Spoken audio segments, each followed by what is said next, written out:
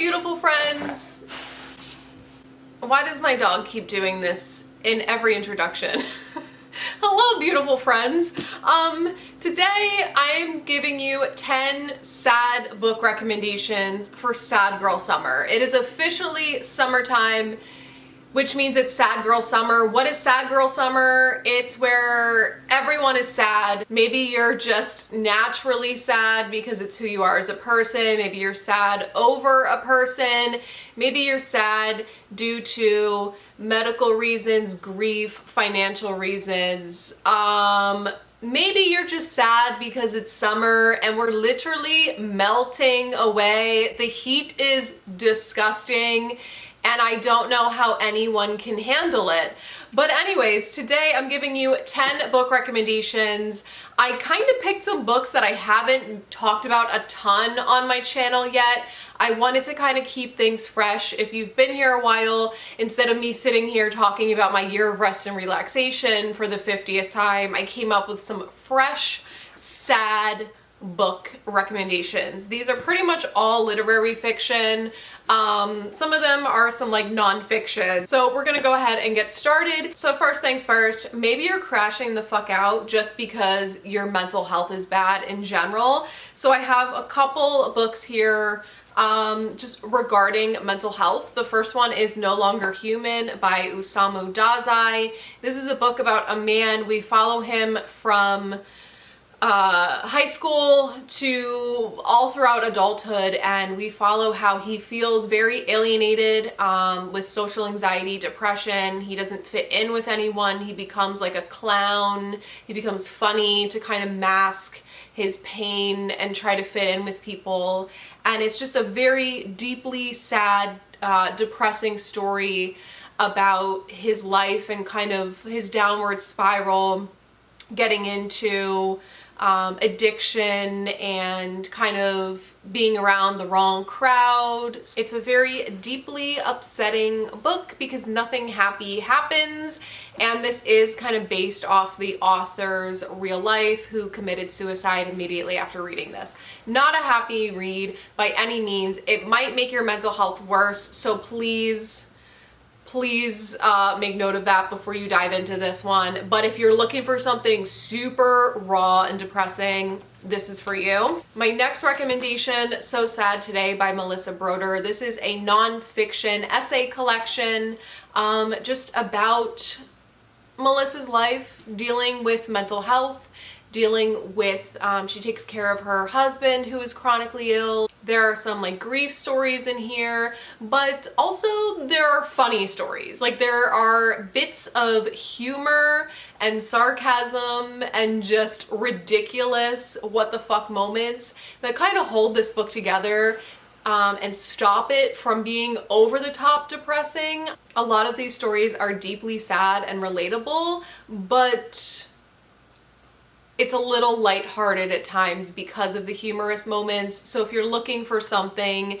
not quite as heavy as No Longer Human, check this one out. And I want to recommend Play It As It Lays by Joan Didion. This is basically a book about a movie star in the 1960s. She's married to this manipulative director, and it's just a very detached, emotionally numb book. It's exploring like the emptiness behind like the Hollywood glamour lifestyle, and really just explores alienation, detachment, and what it means to kind of lack meaning in life.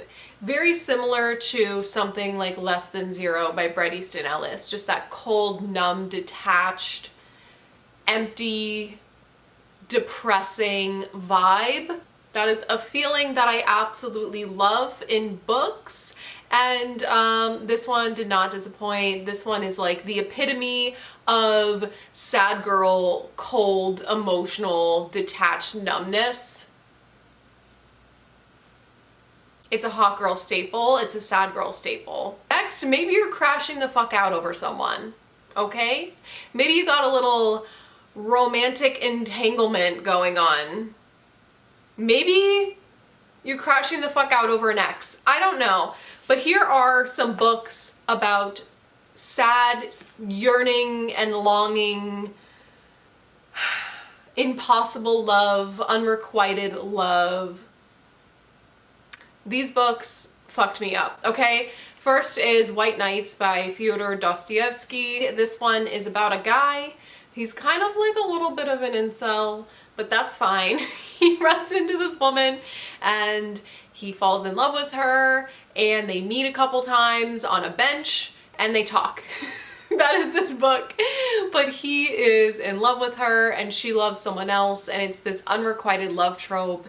He talks about his yearning, and it's just very deeply sad and emotional, and I cried so many times reading this book. I just absolutely loved it because I was in the position of the guy and the girl at certain points in my life, and I just think it's something that is so deeply touching and relatable. If you want a book about unrequited love, this is it. And yearning, so heavy on the yearning. The Days of Abandonment by Elena Ferrante. This is about a woman who gets abandoned by her husband. So her husband divorces her. She's at home alone with her 2 kids and their dog, and she doesn't know how to like deal with being alone, because she's been with her husband for like 15 years. This was extremely relatable to me, going through a breakup and living alone now. And yeah, it literally just hits all the stages of grief and how you feel going through like depression and anger and all these different emotions, and how you start like pushing people away who try to get close to you. It's like you're literally following her trauma response. I will say this is very heavy on animal cruelty. If you can't handle that, don't read this book at all, honestly, because it is throughout the entire thing. But very deeply sad and relatable book following a woman's descent into madness. Okay, these next 2 books I haven't even finished yet. They're my current reads, but I'm so obsessed with them that like I already need to talk about them. I already recommend them. The first one is Letters to Melina by Franz Kafka.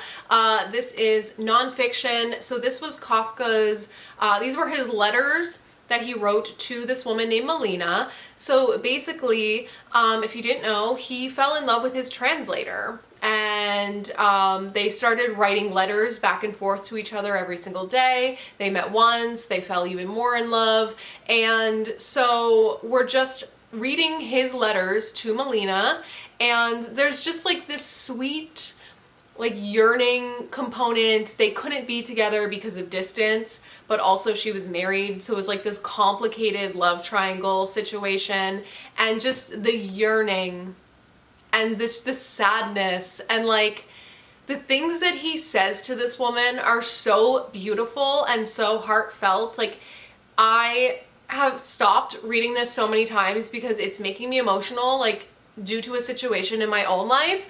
I find this so relatable, and yeah, it's just like, it's making me crash the fuck out. Like if you want a cute little love story that's like not a happy ending because they can't be together, go read this book. But also I just sit there and I'm like, oh my god, just let them be together. Just let them be together. This is torture. And then he died from tuberculosis. Like, Thirst for Salt by Madeline Lucas. I just started this book and I'm obsessed with it. So we're following this woman. She's 37 and she comes across like her ex-boyfriend who's now in his 50s and has a child, and she didn't expect him to have a child. So she's reminiscing on that relationship from when she was in her 20s and he was in his 40s.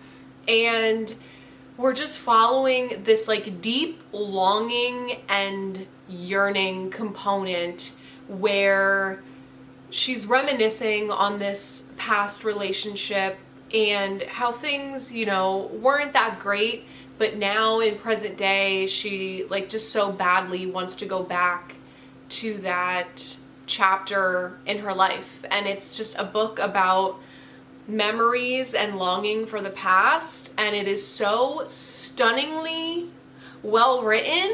I'm obsessed with this so far. I can't wait to talk more about this on my channel. But yeah, I mean, this is like hitting so close to home. I am reading through this and it is extremely relatable and just so deeply sad. I don't know what else to say. It's deeply sad. Okay, next, let's talk about grief.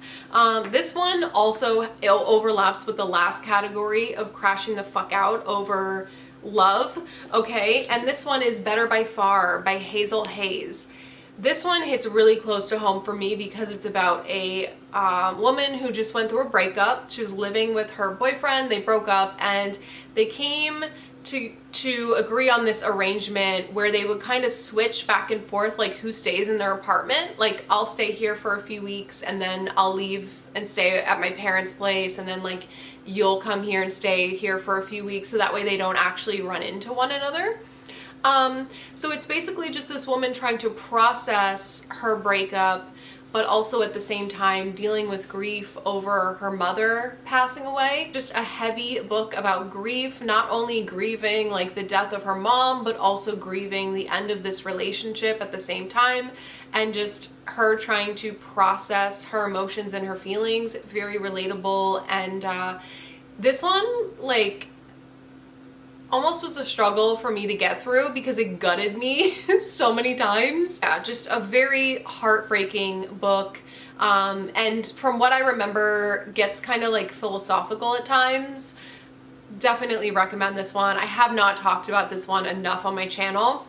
Then another book about grief would be The Collected Regrets of Clover by Mickey Brommer. This one we're following a death doula. So she accompanies people when they're at the end of their lives, if they don't have a loved one to kind of stay with them when they're dying, and she just comforts them. That's her job. And so we're following her, and she's very alienated. She doesn't have many friends. Like, her only friend is her elderly neighbor. So we're following her life being so isolated and secluded, but then we're also following like her takes on death and how she views death and dying in such a positive light. And I just really loved how this book explored grief, but also like explored death in a positive manner. So it was very deeply sad, and I cried so many times reading this book, but it was also touching in a way where it wasn't over the top depressing. It was just a very, very beautiful, touching book, and I cannot recommend this enough. Like, there is a little bit of like the corny, like Hallmark movie moment at the end, but that does not take away from just how beautiful and stunning this book was. I cannot say enough good things about this.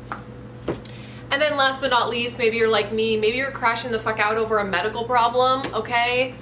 The Book of X by Sarah Rose Etter. My medical problems are probably the biggest issue in my life, and it's something that I struggle with daily. And this book is very meaningful to me because we are following a girl. She's born with a knot in her stomach. So she goes to school and she's like bullied for the way that she looks, and she has this big knot and the doctors don't know what to do about it. And then she grows up and we're following her like relationships and how men treat her because of this knot. And then she starts going to doctors, and we're seeing like the way doctors kind of gaslight her, and they're like, well, we can't do anything for you. I don't know, we can try like experimental shit.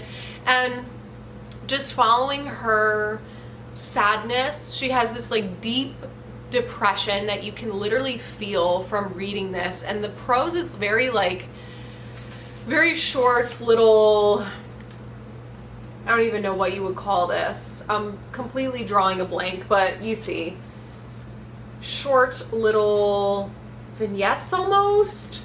And just the way that this is written, you can literally feel her depression and all the things that she's just dealing with on a day-to-day basis. But also, she lives on this meat quarry, and her dad makes her like dig meat out of the walls. It's really weird. So I just feel like summer, like a hot summer day, what do you think of?